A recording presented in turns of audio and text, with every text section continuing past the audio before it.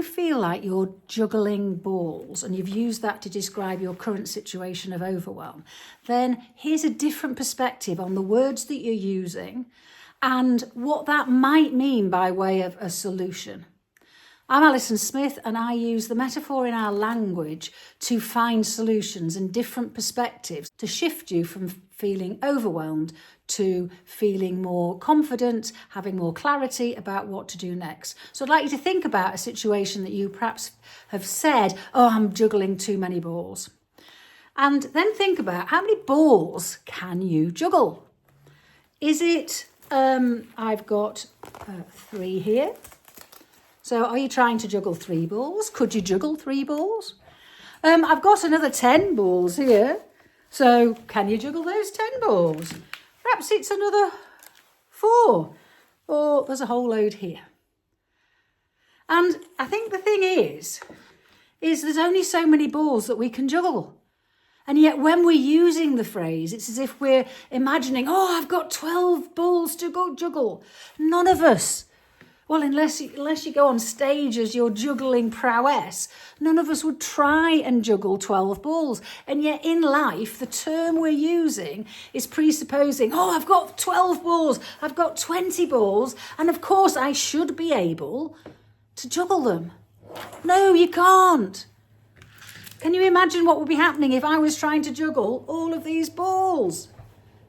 It'd be mayhem. It's mayhem with this. Every time I try it, I mean, I'm not putting it on the head. The amount of times they've spent on the floor is unimaginable. So when you're using, oh, I'm juggling balls to describe your current situation, you're doing it a disservice because you're using it and then going, oh, but I'm supposed to cope. Yes, it's difficult, but I'm supposed to cope. But actually what you're trying to do is juggle too many balls. And therefore, the majority of us, unless we get paid to juggle balls, the majority of us wouldn't be able to juggle that many balls. So sticking with the metaphor, and which is important, then what are the solutions that are available to us? It might be that we do get Velcro balls, and that we can put them on one side, and that we can actually put the hat down, put this down, take this off, put them all on one side, and put all of our balls that we're thinking we should be juggling to one side, and then go, okay, I'm going to deal with this ball, or I'm just going to juggle 2 balls. I'm not even going to try. Yeah, anyway, but I'm just going to do these 2. And then once I've dealt with those, then I'll get another. Yeah? Or it could be that I'm going to give some of these balls to somebody else. And it could be that once somebody absolutely visually sees how many balls they're trying to juggle, that they realise that's impossible.